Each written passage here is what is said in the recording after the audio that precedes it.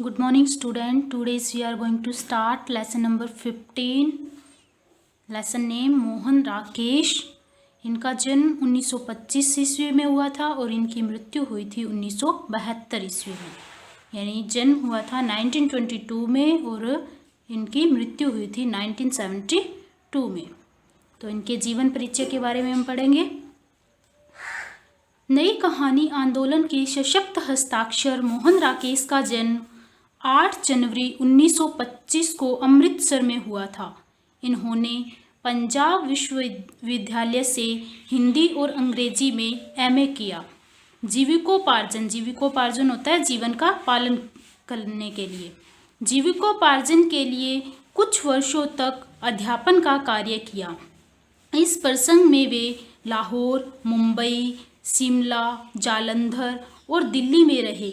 कुछ वर्षों तक कहानी की प्रसिद्ध पत्रिका सारिका का संपादन किया. आषाढ़ का एक दिन एवं आधे अधूरे नाटक के लिए संगीत नाटक अकादमी ने इन्हें 1968 में पुरस्कृत एवं सम्मानित किया. 3 दिसंबर 1972 को नई दिल्ली में इनका असमय निधन हुआ. निधन यानी मृत्यु हो गई. इनकी प्रमुख कृतियां हैं उपन्यास इनके हैं अंधेरे बंद कमरे, अंतराल, नया आने वाला कल. नाटक में इनके हैं आषाढ़ का एक दिन, लहरों के राजहंस, आधे अधूरे. कहानी संग्रह क्वार्टरन तथा अन्य कहानियाँ, वारिस तथा अन्य कहानियाँ. निबंध संग्रह परिवेश, भ्रमण वृत्तांत, आखिरी चट्टान तक. पाठ परिचय यानी पाठ में क्या दिया हुआ है. प्रस्तुत पाठ आखिरी चट्टान एक रोचक यात्रा संस्मरण है. यानी इसमें क्या है, यात्रा का वर्णन किया गया है. दिसंबर 1952 से फरवरी 1953 के बीच मोहन राकेश ने गोवा से कन्याकुमारी तक की यात्रा की थी. मानव मनोविज्ञान और सामाजिक संरचना की सूक्ष्म समझ के कारण यह यात्रा वृत्तांत भौतिक विवरण और आंतरिक मनोदशा का उदाहरण बन गई है. भाषा इतनी पारदर्शी है कि लेखक के अनुभव पाठक के अनुभव में रूपांतरित होने लगते हैं. कन्याकुमारी के सूर्यास्त एवं सूर्योदय का अत्यंत सूक्ष्म अंकन इस पाठ की अनुपम विशेषता है. मानो लेखक ने कलम से प्रकृति का चित्रांकन किया हो. नेक्स्ट पेज ओपन करेंगे. आखिरी चट्टान. कन्याकुमारी सुनहले सूर्योदय और सूर्यास्त की भूमि. कैप होटल के आगे बने बाथ टैंक के बाईं तरफ समुद्र के अंदर से उभरी शाह चट्टानों में से एक पर खड़ा होकर मैं देर तक भारत के स्थल भाग की आखिरी चट्टान को देखता रहा. पृष्ठभूमि में कन्याकुमारी के मंदिर की लाल और सफ़ेद लकीरें चमक रही थी. अरब सागर, हिंद महासागर और बंगाल की खाड़ी, इन तीनों के संगम स्थल सी वह चट्टान जिस पर कभी स्वामी विवेकानंद ने समाधि लगाई थी. हर तरफ से पानी की मार सहती हुई स्वयं भी समाधि स्थित सी लग रही थी. हिंद महासागर की ऊंची ऊंची लहरें मेरे आसपास की शाह चट्टानों से टकरा रही थी. बखलाती लहरें यानी लहराते हुए बखलाती लहरें रास्ते के नुकीले चट्टानों से कटती हुई आती थी, जिससे उनके ऊपर चूरा बूंदों की जालियां बन जाती थी. मैं देख रहा था और अपनी पूरी चेतना से महसूस कर रहा था शक्ति का विस्तार की शक्ति. तीनों तरफ से क्षितिज तक पानी ही पानी था. फिर भी सामने का क्षितिज हिंद महासागर का अपेक्षा अधिक दूर और अधिक गहरा जान पड़ता था. लगता था कि उस ओर दूसरा छोर है ही नहीं. किनारा, छोर होता है किनारा. तीनों ओर की क्षितिज को आंखों में समेटता मैं कुछ देर भूला रहा कि मैं हूँ. एक जीवित व्यक्ति, दूर से आया यात्री, एक दर्शक, उस दृश्य के बीच में जैसे दृश्य का एक हिस्सा बनकर खड़ा रहा.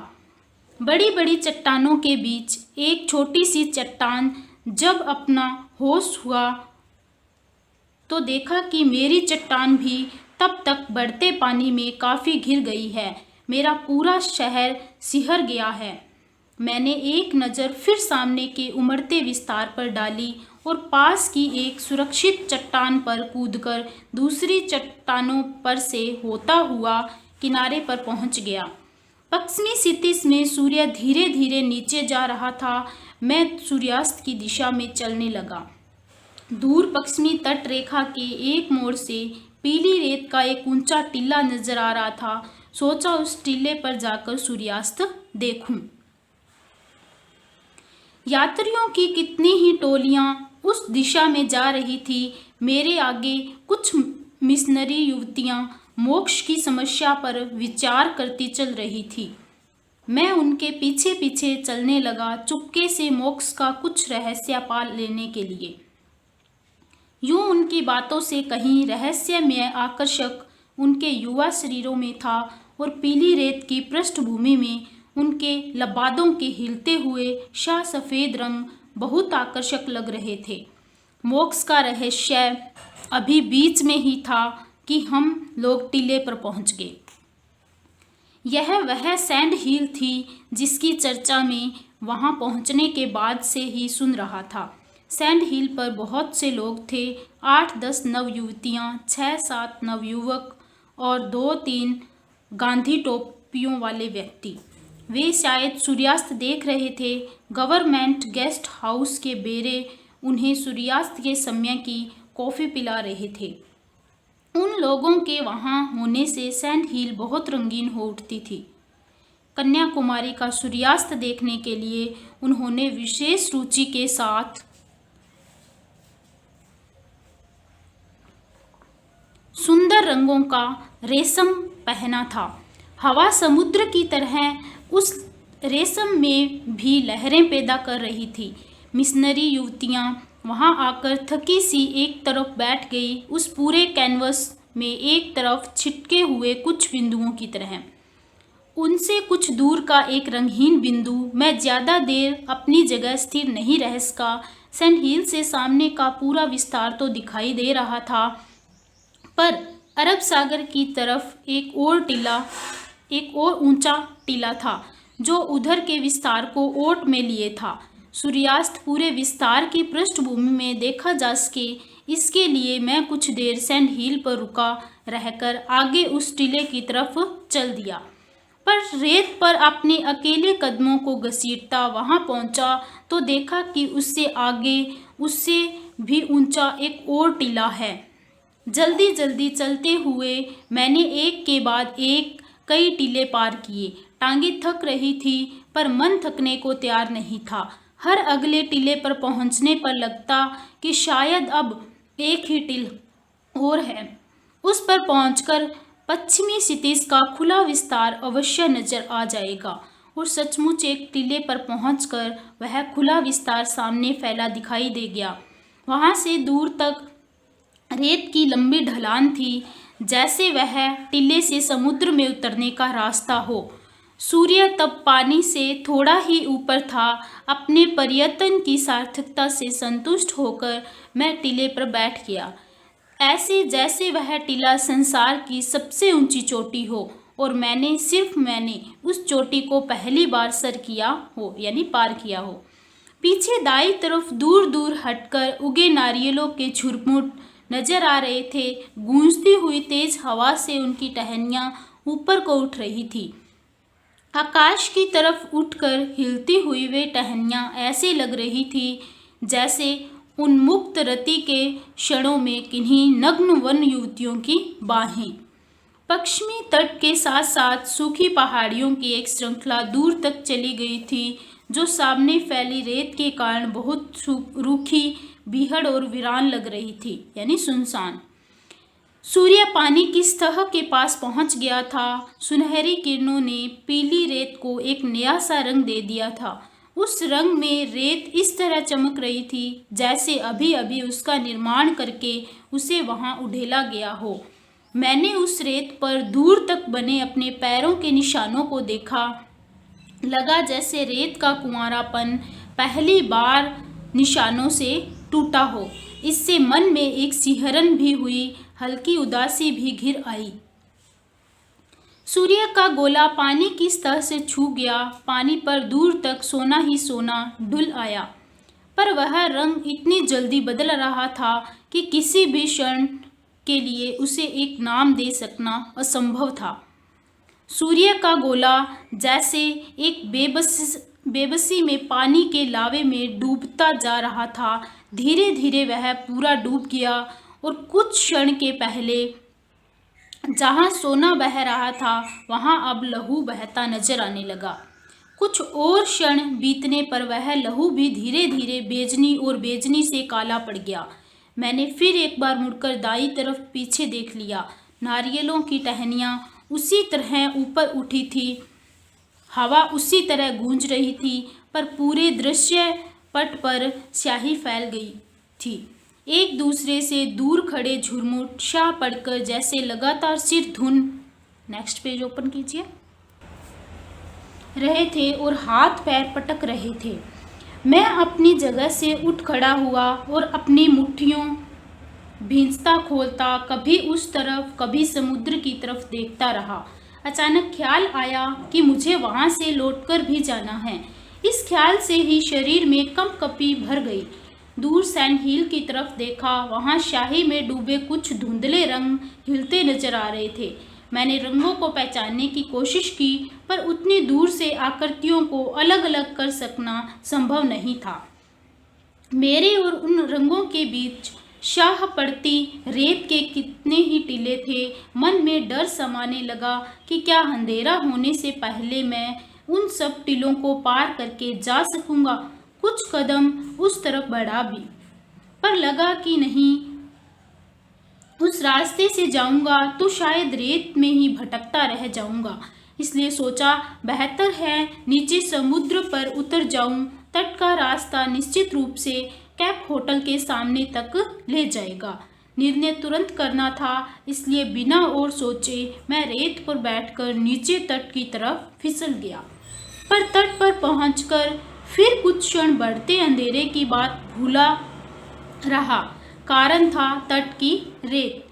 यूं पहले भी समुद्र तट पर कई रंगों की रेत देखी थी, सुरमई, खाकी, पीली और लाल, मगर जैसे रंग उस रेत में थे वैसे मैंने पहले कभी कहीं की रेत में नहीं देखे थे। कितने ही अनाम रंग थे वे, अनाम यानी जिसका कोई नाम ना हो। एक एक इंच पर एक दूसरे से अलग और एक एक रंग कई रंगों की झलक लिए हुए। काली घटा और घनी लाल आंधी को मिलाकर रेत के आकार में ढाल लेने से रंगों के जितनी तरह के अलग अलग सम्मिश्रण पाए जा सकते थे वे सब वहाँ थे, और उनके अतिरिक्त भी बहुत से रंग थे। मैंने कई अलग अलग रंगों की रेत को हाथ में लेकर देखा और मसल कर नीचे गिर जाने दिया। जिन रंगों को हाथों से नहीं छू सका उन्हें पैरों से मसल दिया। मन था कि किसी तरह हर रंग की थोड़ी थोड़ी रेत अपने पास रख लूं, पर उसका कोई उपाय नहीं था। यह सोचकर कि फिर किसी दिन आकर उस रेत को बटोरूंगा, मैं उदास मन से वहां से आगे चल दिया। समुद्र में पानी बढ़ रहा था। तट की चौड़ाई धीरे धीरे कम होती जा रही थी। एक लहर मेरे पैरों को भिगो गई तो सहसा मुझे खतरे का एहसास हुआ। मैं जल्दी जल्दी चलने लगा। तट का सिर्फ 3-3, 4-4 फुट हिस्सा पानी से बाहर था। लग रहा था कि जल्दी ही पानी उसे भी अपने अंदर समा लेगा। एक बार सोचा कि खड़ी रेत से होकर फिर ऊपर चला जाऊं, पर वह शाह पड़ती रेत इस तरह दीवार की तरह उठी थी कि उस रास्ते ऊपर जाने की कोशिश करना ही बेकार था। मेरे मन में खतरा बढ़ गया। मैं दौड़ने लगा। एक और लहरें पैरों के नीचे तक आकर लौट गई। मेरे मन में खतरा बढ़ गया। मैं दौड़ने लगा। एक और लहरें पैरों के नीचे आकर लौट गई। मैंने जूता उतारकर हाथ में ले लिया। एक ऊंची लहर से बचकर इस तरह दौड़ा जैसे सचमुच वह मुझे अपने लपेटे में लेने आ रही है। सामने एक ऊंची चट्टान थी। वक्त पर अपने को संभालने की कोशिश की, फिर भी उससे टकरा गया। बाहों पर हल्की खरोंच आ गई, पर ज़्यादा चोट नहीं लगी। चट्टान पानी के अंदर तक चली गई थी। उसे बचाकर आगे जाने के लिए पानी में उतरना आवश्यक था, पर उस समय पानी की तरफ पांव बढ़ाने का मेरा साहस नहीं हुआ। मैं चट्टान की नोकों पर पैर रखता किसी तरह उसके ऊपर पहुंच गया। सोचा नीचे खड़े रहने की अपेक्षा वह अधिक सुरक्षित होगा, पर ऊपर पहुंचकर लगा जैसे मेरे साथ एक मजाक किया गया हो। चट्टान के उस तरफ तट का खुला फैलाव था, लगभग 100 फुट का। कितने ही लोग वहां टहल रहे थे। ऊपर सड़क पर जाने के लिए वहां से रास्ता भी बना था। मन से डर निकल जाने से मुझे अपना आप काफी हल्का लगा और मैं चट्टान से नीचे कूद गया। रात कैप होटल का लॉन अंधेरे में हिंद महासागर को काटती कुछ चार लकीरें, एक पौधे की टहनियां, नीचे सड़क पर टॉर्च चलाता बुझाता एक आदमी, दक्षिण पूर्व के क्षितिज में एक जहाज की मध्यम सी रोशनी, मध्यम होती है बहुत धीमे। मन बहुत बेचैन था, बिना पूरी तरह भीगे सूखती मिट्टी की तरह। जगह मुझे इतनी अच्छी लगी थी कि मन था अभी कई दिन कई सप्ताह वहाँ रहूं, पर अपने भुलक्कड़पन की वजह से एक ऐसी हिमाकत कर आया था कि लग रहा था वहाँ से तुरंत लौट जाना पड़ेगा। अपना सूटकेस खोलने पर पता चला था कि कनानौर को 17 दिन रहकर जो 80-90 पन्ने लिखे थे वे वही मेज की दराज में छोड़ आया हूँ। अब मुझे 2 में से एक चुनना था। एक तरफ था कन्याकुमारी का सूर्यास्त, समुद्र तट और वहाँ की रेत, दूसरी तरफ अपने हाथ के लिखे कागज जो शायद अब भी सेवाए होटल की एक दराज में बंद थे। मैं देर तक बैठा सामने देखता रहा, जैसे कि पौधे की टहनियाँ या उनके हाशिए में बंद महासागर के पानी से मुझे अपनी समस्या का हल मिल सकता है। कुछ देर में एक गीत का स्वर सुनाई देने लगा जो धीरे धीरे पास आता गया। एक कॉन्वेंट की बस होटल के कंपाउंड में आकर रुक गई। बस में बैठी लड़कियां अंग्रेजी में एक गीत गा रही थी जिसमें समुद्र के सितारे को संबोधित किया गया था। उस गीत को सुनते हुए और दूर दराज की रोशनी के ऊपर एक चमकते सितारे को देखते हुए मन और उदास होने लगा। गहरी सांझ के सुरमई रंग में रंगी वह आवाज़ मन की गहराई के किसी कोमल रोए को हल्के हल्के सहला रही थी। लग रहा था कि उस रोए की जिद शायद मुझे वहाँ जाने नहीं देगी, लेकिन उससे भी जिद्दी एक और रोया था दिमाग के किसी कोने में अटका, जो सुबह वहाँ से जाने वाली बसों का टाइम टेबल मुझे बता रहा था। गीत के स्वरों की प्रतिक्रिया में 7 टाइम टेबल के हिंद से जुड़ते जा रहे थे। पहली बस 7:15, दूसरी 8:35, तीसरी। थोड़ी देर में बस लौट गई। गीत के स्वर विलीन हो गए और मन में केवल हिंसों की चरखी चलती रह गई। ग्रेजुएट नवयुवक मुझे बता रहा था कि कन्याकुमारी की 8000 की आबादी में कम से कम 400-500 शिक्षित नवयुवक ऐसे हैं जो बेकार हैं, यानी जिनके पास रोजगार नहीं है। उनमें से 100 के लगभग ग्रेजुएट हैं। उनका मुख्य धंधा है नौकरियों के लिए अर्जियां देना और बैठकर आपस में बहस करना। वह खुद वहाँ फोटो एल्बम बेचता था। दूसरे नवयुवक भी इसी तरह के छोटे मोटे काम करते थे।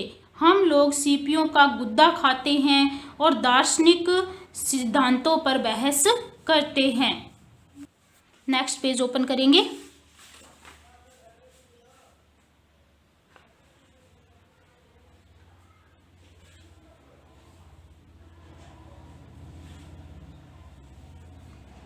वह कह रहा था, इस चट्टान में इतनी प्रेरणा तो हमें मिलती ही है। मुझे दिखाने के लिए उसने वहीं से एक सीपी लेकर उसे तोड़ा और उसका गुद्दा मुंह में डाल लिया। पानी और आकाश में तरह तरह के रंग झिल मिलाकर छोटे छोटे द्वीपों के तरह समुद्र में बिखरी शाह चट्टानों की चोट से सूर्य उदित हो रहा था। घाट पर बहुत से लोग उगते सूर्य को अर्घ्य देने के लिए एकत्रित थे। घाट से थोड़ा हटकर गवर्नमेंट गेस्ट हाउस के बेरे सरकारी मेहमानों को सूर्योदय के समय की कॉफ़ी पिला रहे थे। दो स्थानीय नवयुवतियां उन्हें अपनी टोकरियों से शंख और मालाएं दिखा रही थी। वे लोग दोनों काम साथ साथ कर रहे थे, मालाओं का मोल तोल और अपने बाइनोक्यूलर्स से सूर्य दर्शन। मेरा साथी अब मोहल्ले मोहल्ले के हिसाब से मुझे बेकारी के आंकड़े बता रहा था। बहुत से कडल काक हमारे आसपास तैर रहे थे। वहाँ की बेकारी की समस्या और सूर्योदय की विशेषता इन दोनों से बेलाग। मेरे साथियों का कहना था कि लौटते हुए नाव को घाट की तरफ से घुमाकर लाएंगे। हालांकि मल्लाह उस तूफान में उधर जाने के हक में नहीं थे। मल्लाह होता है जहाज को चलाने वाला। बहुत कहने पर मल्लाह किसी तरह राजी हो गए और नाव को घाट की तरफ ले चले। नाव विवेकानंद चट्टान के ऊपर से घूमकर लहरों के थपेड़े खाती उस तरफ बढ़ने लगी। वह रास्ता सचमुच खतरनाक था। जिस रास्ते से हम आए थे उससे कहीं ज़्यादा। नाव इस तरह लहरों के ऊपर उठ जाती थी कि लगता था नीचे आने तक जरूर उलट जाएगी। फिर भी हम घाट के बहुत करीब पहुंच गए। ग्रेजुएट नवयुवक घाट से आगे की चट्टान की तरफ इशारा करके कह रहा था, यहाँ आत्महत्याएं बहुत होती हैं। अभी 2 महीने पहले एक लड़की ने उस चट्टान से कूदकर आत्महत्या कर ली थी। मैंने सरसरी तौर पर आश्चर्य प्रकट कर दिया। मेरा ध्यान उसकी बात में था। मैं आंखों से तय करने की कोशिश कर रहा था कि घाट और नाव के बीच अब कितना फासला बाकी है, फासला दूरी। एक लहर ने नाव को इस तरह धकेल दिया कि मुश्किल से वह उलटते उलटते बची। आगे 3-4 चट्टानों के बीच एक भंवर पड़ रहा था। नाव अचानक इस तरफ से भंवर में दाखिल हुई और दूसरी तरफ से निकल आई। इससे पहले कि मल्लाह उसे संभाल पाते, वह फिर उसी तरफ भंवर में दाखिल होकर घूम गई। मुझे कुछ क्षणों के लिए भंवर और उससे घूमती नाव के सिवा और किसी चीज़ की चेतना नहीं रही। चेतना हुई जब भंवर में 3-4 चक्कर खा लेने के बाद नाव किसी तरह उससे बाहर निकल आई। यह अपने आप या मल्लाहों की कोशिशों से मैं नहीं कह सकता। भंवर से कुछ दूर आ जाने पर ग्रेजुएट नवयुवक ने बताया कि हम उस चट्टान को लगभग छूकर आए हैं जिस पर से कूदकर उस नवयुवती ने कन्याकुमारी की साक्षी में आत्महत्या की थी। पर मैंने तब तक उस चट्टान की तरफ ध्यान से नहीं देखा जब तक मैं किनारे के बहुत पास नहीं पहुंच गए। यह भी वहां पहुंचकर जाना कि घाट की तरफ से आने का इरादा छोड़कर मल्लाह उसी रास्ते से नाव को वापस लाए हैं जिस रास्ते से पहले ले गए थे। कन्याकुमारी के मंदिर में पूजा की घंटियां बज रही थी। भक्तों की एक मंडली अंदर जाने से पहले मंदिर की दीवार के पास रुककर उसे प्रणाम कर रही थी।